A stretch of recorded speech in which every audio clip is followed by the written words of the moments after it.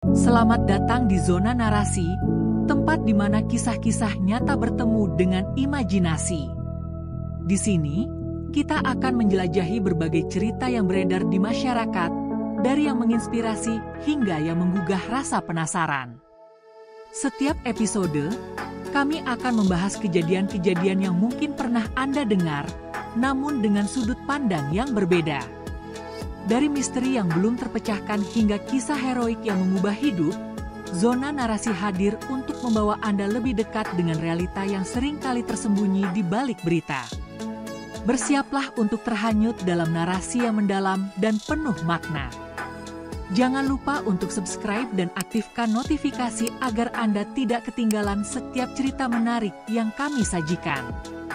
Mari kita mulai perjalanan ini bersama-sama dan temukan makna di balik setiap kisah. Di balik keindahan arsitektur dan pesona alam Taman Sari, tersembunyi sebuah mitos yang telah beredar selama berabad-abad. Konon, terdapat jalur lorong rahasia yang menghubungkan kompleks ini langsung ke Laut Selatan, tempat bersemayamnya Nyi Roro Kidul, Ratu Laut yang legendaris. Jalur ini dulunya digunakan oleh pihak keraton untuk melakukan pertemuan rahasia dengan Sang Ratu, menjalin hubungan yang penuh misteri dan kekuatan.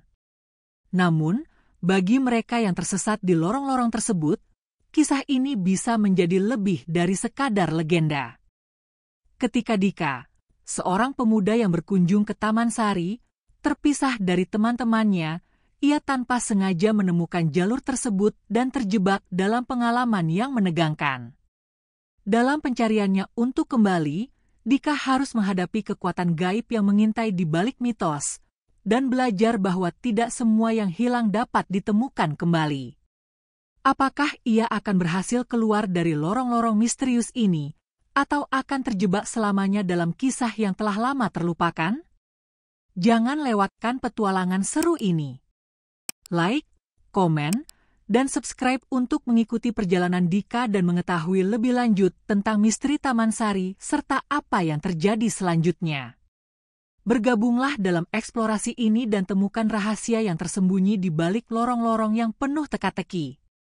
Di bawah sinar matahari yang cerah, Rina, Dika, dan Andi melangkah memasuki kompleks Taman Sari, Yogyakarta.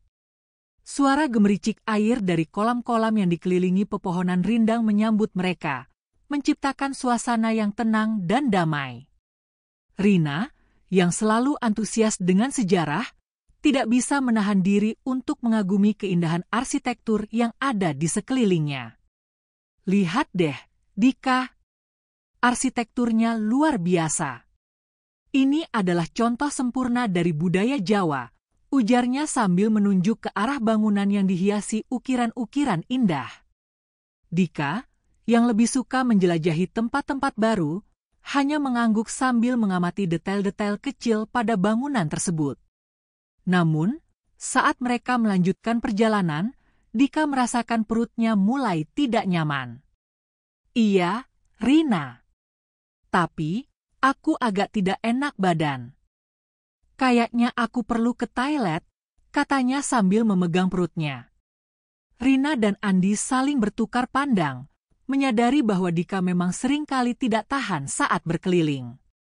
Andi, yang selalu siap membantu, tersenyum dan berkata, "Oke, cepatlah. Kami tunggu di sini." Dika mengangguk dan bergegas pergi, meninggalkan Rina dan Andi yang melanjutkan eksplorasi mereka. Rina dan Andi melanjutkan langkah mereka, terpesona oleh keindahan kolam-kolam yang dikelilingi bunga-bunga berwarna-warni.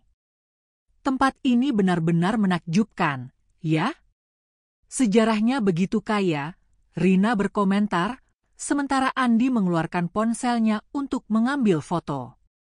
Sementara itu, Dika berjalan menyusuri lorong-lorong yang berliku, matanya mencari tanda-tanda toilet. Namun, semakin ia mencari, semakin bingung ia dibuatnya. Di mana sih toilet ini? Kenapa Taman Sari bisa sebesar ini? Keluhnya dalam hati. Ia mulai merasa cemas, tetapi tetap berusaha tenang. Dika terus melangkah, berharap menemukan toilet sebelum situasinya semakin mendesak. Setelah beberapa menit berkeliling, Dika merasa tidak ada pilihan lain. Ia mencari tempat yang sepi dan akhirnya menemukan sudut yang cukup tersembunyi. "Maafkan aku, Taman Sari. Ini darurat," bisiknya sambil melihat sekeliling untuk memastikan tidak ada orang lain yang melihat. Setelah menyelesaikan urusannya, Dika berusaha kembali, tetapi lorong-lorong yang berputar membuatnya tersesat. Dalam kebingungannya, ia menyadari bahwa ia telah jauh dari Rina dan Andi, dan rasa panik mulai menyelimuti dirinya saat ia menyadari betapa luasnya kompleks ini. Dika melangkah cepat menyusuri lorong-lorong Taman Sari, berusaha menahan rasa tidak nyaman di perutnya. Suasana di sekelilingnya begitu menawan, dengan dinding-dinding berwarna pastel dan ukiran-ukiran yang indah, tetapi pikirannya hanya terfokus pada satu hal, menemukan toilet. Ia melirik ke kanan dan kiri, berharap menemukan tanda yang menunjukkan arah toilet. Namun, lorong-lorong yang berkelok-kelok tampak sama, membuatnya semakin bingung. Setelah beberapa menit berjalan, Dika mulai merasa cemas. "Kenapa sih tidak ada tanda-tanda toilet di sini?" gumamnya sambil mempercepat langkah. Ia melihat sekeliling, berharap menemukan seseorang yang bisa membantunya. Namun, Taman Sari tampak sepi, hanya ada suara air yang mengalir dari kolam-kolam di dekatnya. Dika merasa terasing di tengah keindahan tempat itu, dan rasa panik mulai merayap ke dalam pikirannya. Akhirnya, Dika memutuskan untuk bertanya kepada seorang petugas yang ia temui di dekat salah satu kolam. "Permisi, Pak. Di mana toilet terdekat?" tanyanya dengan nada mendesak. Petugas itu tersenyum ramah dan menunjuk ke arah lorong yang lebih jauh. "Ikuti jalan ini, lalu belok kiri. Toilet ada di ujung sana," jawabnya.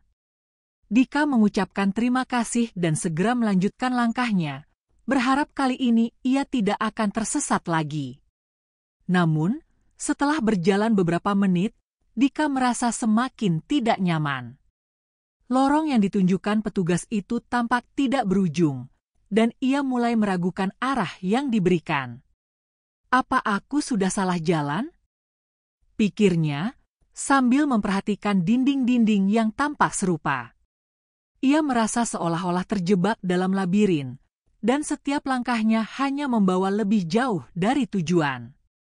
Dengan rasa putus asa, Dika memutuskan untuk mencari tempat yang lebih sepi untuk buang air kecil.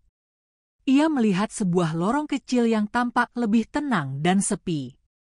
"Mungkin di sini ada tempat yang bisa aku gunakan," ujarnya dalam hati. Ia melangkah masuk ke lorong tersebut, berharap menemukan sudut yang aman. Namun, saat ia melangkah lebih dalam, suasana di sekelilingnya mulai terasa berbeda, lebih gelap dan misterius. Setelah memastikan tidak ada orang lain di sekitar, Dika merasa lega. "Akhirnya, aku bisa tenang sejenak," bisiknya sambil melihat sekeliling. Ia mengatur napas dan bersiap untuk menyelesaikan urusannya. Namun, saat ia sedang dalam posisi, suara gemericik air dari kolam-kolam di luar terdengar semakin jauh, seolah-olah mengingatkannya bahwa ia sedang berada di tempat yang tidak seharusnya. Dika merasa sedikit bersalah, tetapi rasa urgensi membuatnya mengabaikan perasaan itu. Setelah menyelesaikan urusannya, Dika berusaha kembali ke rombongan. Namun, saat ia berbalik, ia menyadari bahwa lorong-lorong yang ia lewati tampak sangat berbeda. "Di mana aku? Kenapa semua lorong ini terlihat sama?" pikirnya, mulai merasakan ketakutan. Ia berjalan maju, berharap menemukan jalan kembali, tetapi setiap langkahnya hanya membawa lebih dalam ke dalam labirin Taman Sari. Dalam kebingungan, Dika mulai memanggil nama Rina dan Andi, tetapi suaranya hanya teredam oleh keheningan. "Rina! Andi!" teriaknya, tetapi tidak ada jawaban. Rasa panik mulai menyelimuti dirinya saat ia menyadari betapa luasnya kompleks ini dan betapa mudahnya ia tersesat. Dika merasa terasing dan sendirian, dan saat itulah ia melihat sosok misterius berdiri di ujung lorong, menawarkannya bantuan. Tanpa menyadari bahaya yang mengintai, Dika merasa seolah-olah ada harapan untuk menemukan jalan pulang. Dika melangkah lebih jauh ke dalam lorong-lorong yang tampak semakin gelap dan berliku. Setiap langkahnya terasa berat, dan rasa panik mulai menguasai pikirannya. Apa yang terjadi? Kenapa aku bisa tersesat di tempat ini? Pikirnya, sambil berusaha menenangkan diri. Ia berusaha mengingat jalan yang ia lalui, tetapi semua lorong tampak sama, dan rasa bingung semakin menyelimuti dirinya. Saat Dika berbalik untuk mencari jalan kembali, ia melihat bayangan di ujung lorong. Sosok itu tampak samar, dikelilingi oleh cahaya redup yang memantul dari dinding. Dika merasa ada sesuatu yang aneh, tetapi rasa putus asa membuatnya melangkah maju. Mungkin orang itu bisa membantuku, gumamnya dalam hati, berharap sosok tersebut adalah seseorang yang bisa menunjukkan jalan pulang. Ketika Dika semakin dekat, sosok itu mulai terlihat lebih jelas. Ia mengenakan pakaian tradisional Jawa yang indah, lengkap dengan kain batik dan selendang yang melambai lembut. Wajahnya tenang, tetapi ada aura misterius yang menyelimuti dirinya. "Kau tampak tersesat, Nak," ucap sosok itu dengan suara lembut namun tegas. Dika merasa terpesona sekaligus ketakutan mendengar suara itu. "Iya, saya tidak bisa menemukan jalan kembali ke teman-teman saya. Bisa tolong tunjukkan jalan?" tanyanya, berusaha terdengar tenang meskipun jantungnya berdebar kencang. Sosok itu tersenyum, tetapi senyumnya tidak sepenuhnya menenangkan. "Ikutlah denganku. Aku tahu jalan menuju tempat yang kau cari," jawabnya, mengulurkan tangan seolah mengajak Dika untuk mengikuti. Dika merasa ada sesuatu yang aneh dengan tawaran itu, tetapi rasa putus asa membuatnya mengangguk. "Baiklah, saya akan mengikuti Anda," katanya, meskipun dalam hati ia merasa ragu. Sosok itu mulai melangkah, dan Dika mengikuti di belakangnya, merasakan ketegangan yang semakin meningkat. Lorong-lorong yang mereka lewati semakin gelap, dan Dika merasa seolah-olah mereka semakin jauh dari tempat yang dikenalnya. Saat mereka berjalan, Dika memperhatikan detail-detail kecil di sekitar mereka. Dinding-dindingnya dihiasi dengan ukiran-ukiran yang indah, tetapi ada sesuatu yang membuatnya merasa tidak nyaman. "Siapa sebenarnya Anda?" Dika bertanya, berusaha memecah keheningan. Sosok itu berhenti sejenak dan menatap Dika dengan tatapan tajam. "Aku adalah penjaga tempat ini, dan aku tahu banyak tentang sejarah dan rahasia yang tersembunyi di dalamnya," jawabnya dengan nada yang penuh misteri. Dika merasa terpesona oleh jawaban itu, tetapi rasa takutnya tidak kunjung reda. "Apa yang terjadi jika aku tidak bisa menemukan jalan kembali?" tanyanya, suaranya bergetar. Sosok itu hanya tersenyum, tetapi senyumnya kali ini terasa lebih menakutkan. "Setiap orang yang tersesat di sini memiliki takdirnya masing-masing. Hanya waktu yang akan menentukan apa yang akan terjadi padamu," jawabnya, membuat Dika semakin cemas. Mereka terus berjalan, dan Dika merasa semakin terasing. Suasana di sekitar mereka semakin sunyi, hanya terdengar suara langkah kaki mereka yang bergema di lorong. Dika mulai meragukan keputusan untuk mengikuti sosok misterius itu. "Apa yang sebenarnya kau inginkan dariku?" Dika bertanya, berusaha untuk tidak menunjukkan ketakutannya. Sosok itu berhenti dan menatap Dika dengan intens. "Aku ingin menunjukkan kepadamu pentingnya menghormati tempat ini dan segala yang ada di dalamnya," jawabnya, suaranya menggema di lorong yang sepi. Dika merasa jantungnya berdegup kencang. "Menghormati tempat ini? Apa maksudmu?" tanyanya, semakin bingung. Sosok itu tidak menjawab, tetapi melanjutkan langkahnya, membawa Dika semakin jauh ke dalam lorong-lorong yang gelap. Dika merasa terjebak dalam situasi yang tidak bisa ia kendalikan, dan saat itulah ia menyadari bahwa ia mungkin telah membuat kesalahan besar dengan mengikuti sosok ini. Ketegangan semakin meningkat saat Dika merasakan bahwa ia tidak hanya tersesat secara fisik, tetapi juga terjebak dalam sesuatu yang lebih besar dari dirinya. Akhirnya, mereka tiba di sebuah ruangan yang luas, dan Dika tertegun melihat pemandangan di depannya. Di tengah ruangan, ada sebuah kolam yang dikelilingi oleh batu-batu besar, dan di seberangnya, sosok misterius itu berdiri dengan anggun. "Selamat datang di tempat yang tidak pernah kau bayangkan," katanya, dan Dika merasakan ketakutan yang mendalam saat ia menyadari bahwa ia telah melangkah ke dalam dunia yang tidak ia kenal, di mana segala sesuatu bisa berubah dalam sekejap. Setelah Dika pergi untuk mencari toilet, Rina dan Andi melanjutkan eksplorasi mereka di Taman Sari. Namun, seiring berjalannya waktu, Rina mulai merasakan ketidaknyamanan. "Andi, sudah cukup lama Dika pergi. Seharusnya dia sudah kembali," ucapnya sambil melirik ke arah lorong tempat Dika pergi. Andi mengangguk, tetapi ia berusaha untuk tetap tenang. "Mungkin dia hanya terjebak dalam antrean atau kesulitan menemukan toilet," jawabnya, berusaha meyakinkan Rina dan dirinya sendiri. Namun, saat menit demi menit berlalu, kekhawatiran Rina semakin meningkat. "Aku tidak suka ini, Andi. Kita harus mencarinya," katanya dengan nada cemas. Andi melihat sekeliling, mencoba mencari tanda-tanda keberadaan Dika.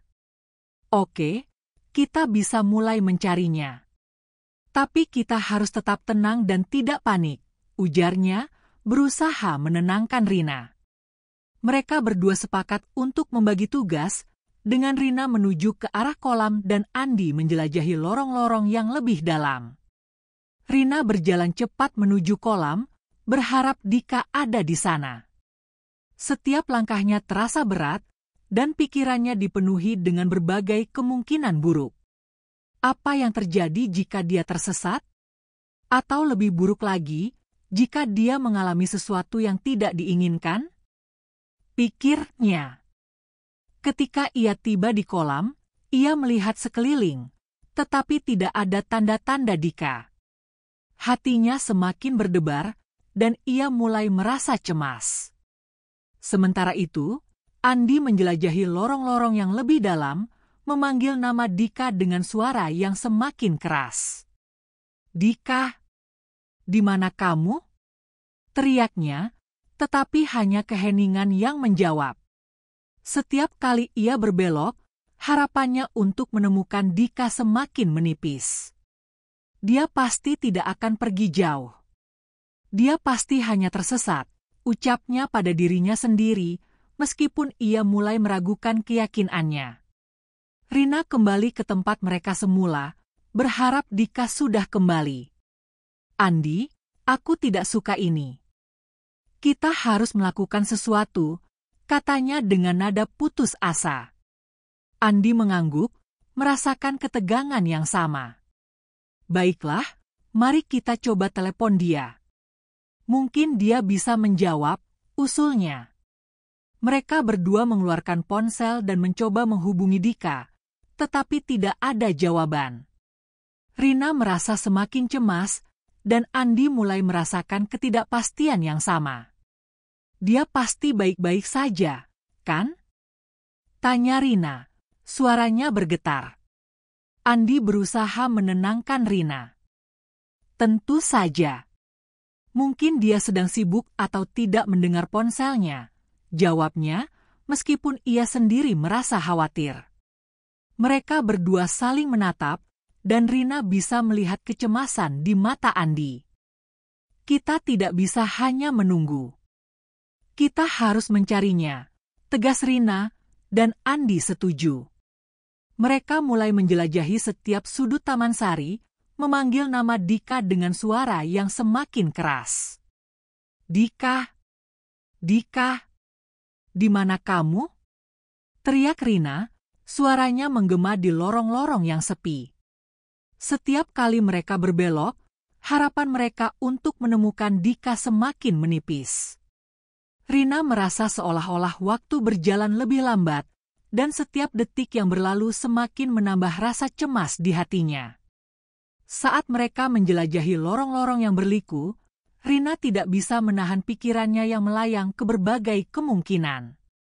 Bagaimana jika dia mengalami sesuatu yang buruk? Apa yang harus kita lakukan? Pikirnya, dan saat itu, ia merasa seolah-olah dunia di sekelilingnya mulai berputar. Andi, yang merasakan ketegangan yang sama, berusaha untuk tetap fokus. Kita harus tetap berpikir positif. Dika pasti akan kembali, ujarnya, meskipun ia sendiri merasa tidak yakin. Akhirnya, mereka memutuskan untuk mencari petugas layanan informasi yang biasanya berada di dekat pintu masuk.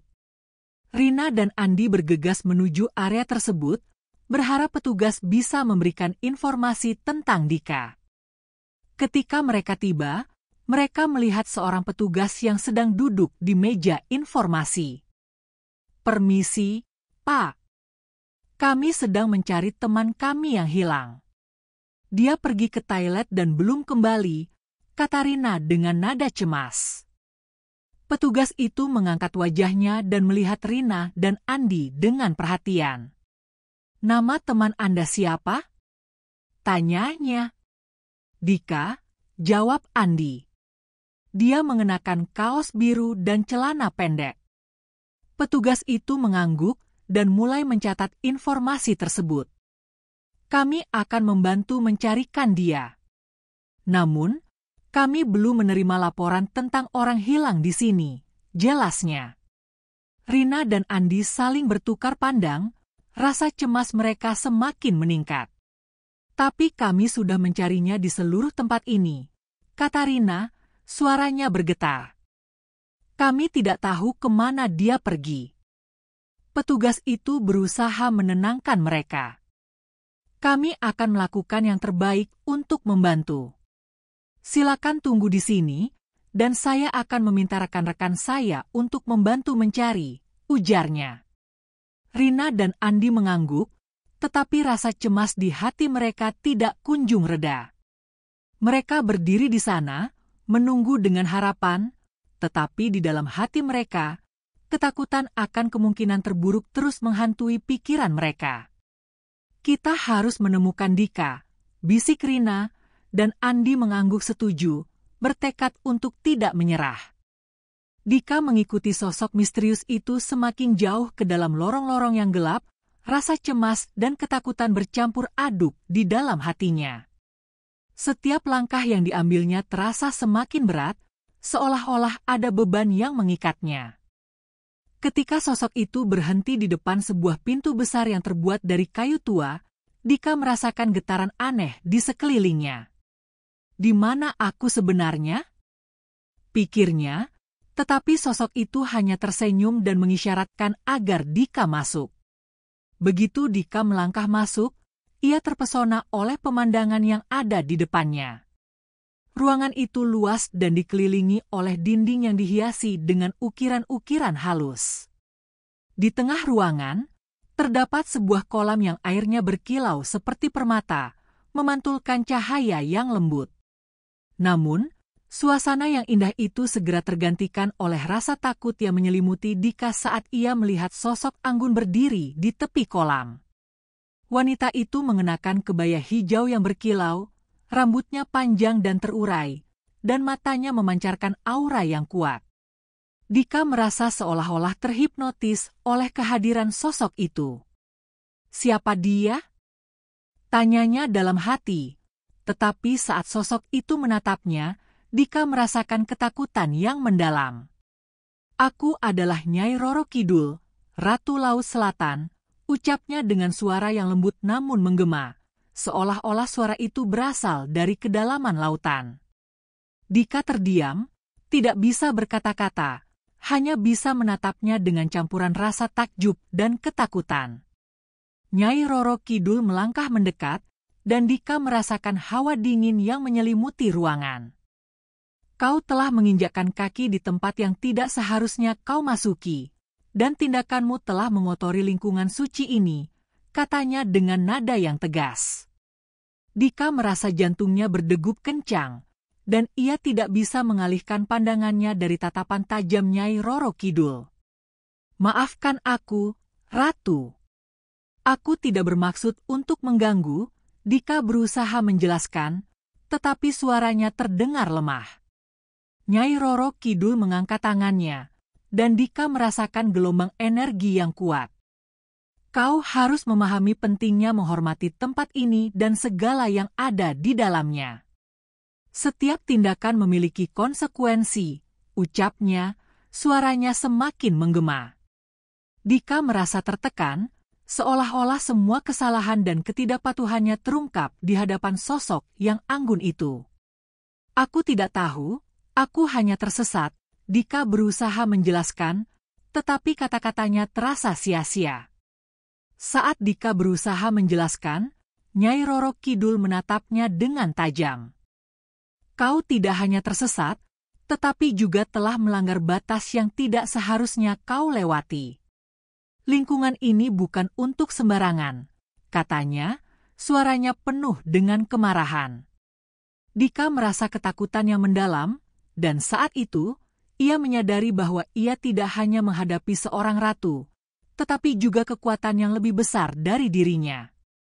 Dika merasakan tubuhnya bergetar, dan saat Nyai Roro Kidul melanjutkan ucapannya, ia merasa seolah-olah terjebak dalam jaring ketakutan.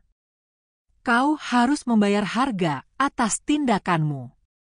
Namun, aku akan memberimu kesempatan untuk memperbaiki kesalahanmu, ucapnya, dan Dika merasa sedikit lega. Apa yang harus aku lakukan? Tanyanya, suaranya bergetar. Nyai Roro Kidul tersenyum, tetapi senyumnya tidak sepenuhnya menenangkan. Kau harus belajar untuk menghormati dan menjaga lingkungan ini. Hanya dengan begitu, kau bisa kembali ke tempatmu. Dika merasa tertegun, tidak tahu harus berkata apa. Aku berjanji akan menghormati tempat ini, ucapnya dengan tulus, berharap itu cukup untuk mengubah situasi. Nyai Roro Kidul mengangguk, dan saat itu, Dika merasakan beban di dadanya mulai menghilang. Ingatlah, nak, setiap tindakan memiliki konsekuensi. Jika kau melanggar lagi, tidak ada yang bisa menyelamatkanmu, katanya dengan nada serius. Dika mengangguk, bertekad untuk tidak mengulangi kesalahan yang sama. Dengan itu, Nyai Roro Kidul melambai, dan Dika merasakan angin sejuk berhembus di sekelilingnya. Dalam sekejap, ia merasa tubuhnya terangkat, dan saat ia membuka mata, ia sudah berada di tepi pantai yang indah. Gelombang laut berdebur lembut, dan Dika merasa lega sekaligus bingung. Apa yang baru saja terjadi? Pikirnya, tetapi saat ia melihat ke arah laut, ia tahu bahwa pertemuannya dengan Nyai Roro Kidul akan selalu membekas dalam ingatannya. Setelah pertemuannya yang menegangkan dengan Nyai Roro Kidul, Dika terbangun di tepi pantai yang sepi. Ia merasakan pasir yang lembut di bawah tubuhnya dan suara deburan ombak yang menenangkan. Namun, saat ia membuka mata, kebingungan melanda dirinya. Di mana aku? Pikirnya, sambil berusaha mengingat apa yang terjadi sebelumnya. Tubuhnya terasa lemah, dan kepalanya berdenyut nyeri. Dika mencoba bangkit, tetapi rasa pusing membuatnya terpaksa kembali terjatuh. Sementara itu, sekelompok nelayan yang sedang bersiap untuk melaut melihat sosok tergeletak di tepi pantai. Mereka saling bertukar pandang, penasaran dan khawatir. Lihat! Ada orang tergeletak di sana. Seru salah satu nelayan, menunjuk ke arah Dika. "Ayo, kita periksa," jawab nelayan lainnya, dan mereka segera bergegas menuju Dika. Saat mereka mendekat, mereka bisa melihat bahwa Dika tampak tidak berdaya. Ketika para nelayan itu sampai di samping Dika, mereka segera mengelilinginya. "Bangun, Nak. Apa yang terjadi padamu?" tanya salah satu nelayan, menggoyangkan bahu Dika dengan lembut. Dika membuka matanya perlahan, dan saat melihat wajah-wajah khawatir di sekelilingnya, ia merasa sedikit lega. Saya tersesat," jawab Dika dengan suara yang lemah. "Saya tidak tahu bagaimana bisa sampai di sini." Para nelayan saling bertukar pandang, dan salah satu dari mereka, yang tampak lebih tua, berkata, "Kau sudah lama tergeletak di sini. Kami khawatir kau tidak akan bangun lagi." Dika merasa terkejut mendengar itu. "3 hari? Saya sudah hilang selama 3 hari?" tanyanya, suaranya bergetar. "Ya, kami menemukannya saat kami hendak melaut pagi ini," jawab nelayan yang lebih tua itu. Dika merasa bingung dan cemas, memikirkan Rina dan Andi yang pasti sangat khawatir. Setelah beberapa saat, para nelayan membantu Dika bangkit dan membawanya ke perahu mereka. "Kau harus minum dan beristirahat," kata nelayan yang lebih tua sambil memberikan air kelapa segar. Dika menerima air itu dengan tangan yang gemetar, merasakan rasa manis dan segar yang mengalir ke tenggorokannya. "Terima kasih," ucapnya, merasa bersyukur atas kebaikan mereka. Ia mulai merasa sedikit lebih baik, tetapi ingatan tentang pertemuannya dengan Nyai Roro Kidul masih membekas di pikirannya. Setelah Dika merasa lebih kuat, ia mulai menceritakan kepada para nelayan tentang pengalamannya. "Saya pergi ke Taman Sari bersama teman-teman saya, tetapi saya tersesat dan bertemu dengan sosok misterius. Lalu saya tidak tahu bagaimana bisa sampai di sini," jelasnya.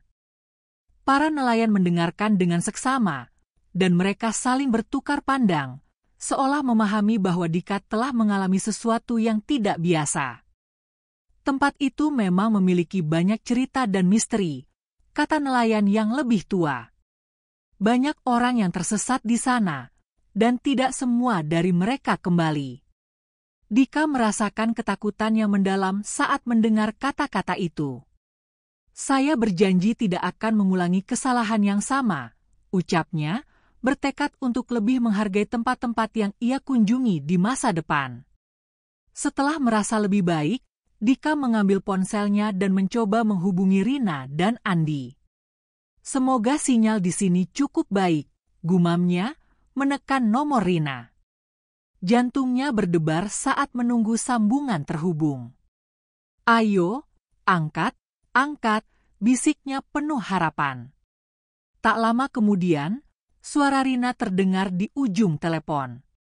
"Dika, akhirnya. Di mana kamu? Kami sangat khawatir." Suara Rina penuh emosi, dan Dika merasakan beban di hatinya mulai terangkat. "Rina, aku baik-baik saja. Aku ditemukan oleh nelayan dan sekarang berada di rumah Pak Joko," jelas Dika, suaranya bergetar karena lega. "Kami sudah mencarimu ke seluruh Taman Sari. Kami sangat khawatir," kata Rina, suaranya masih bergetar. "Maafkan aku, Rina. Aku tersesat dan mengalami hal yang sangat menakutkan. Tapi aku selamat sekarang," jawab Dika, berusaha menenangkan mereka. "Aku akan segera pulang, dan kita bisa bertemu." Cerita ini mengisahkan petualangan Dika yang terjebak dalam lorong-lorong misterius di Taman Sari, di mana ia menghadapi tantangan dan kekuatan gaib yang berhubungan dengan mitos Nyi Roro Kidul. Pengalaman Dika mengajarkan kita bahwa terkadang kita harus menghadapi ketakutan dan tantangan untuk menemukan jalan kembali ke diri kita sendiri. Selain itu, cerita ini mengingatkan kita akan pentingnya menghormati tempat-tempat yang kita kunjungi, serta memahami bahwa setiap tindakan memiliki konsekuensi. Persahabatan yang kuat dan saling mendukung juga menjadi kunci untuk melewati masa-masa sulit. Jangan lewatkan petualangan seru lainnya. Stay tuned di channel YouTube Zona Narasi untuk lebih banyak cerita menarik dan misteri yang menunggu untuk diungkap. Jangan lupa untuk like, komen, share, dan subscribe agar kamu tidak ketinggalan setiap update terbaru dari kami. Bergabunglah dalam komunitas kami dan mari kita eksplorasi dunia cerita bersama.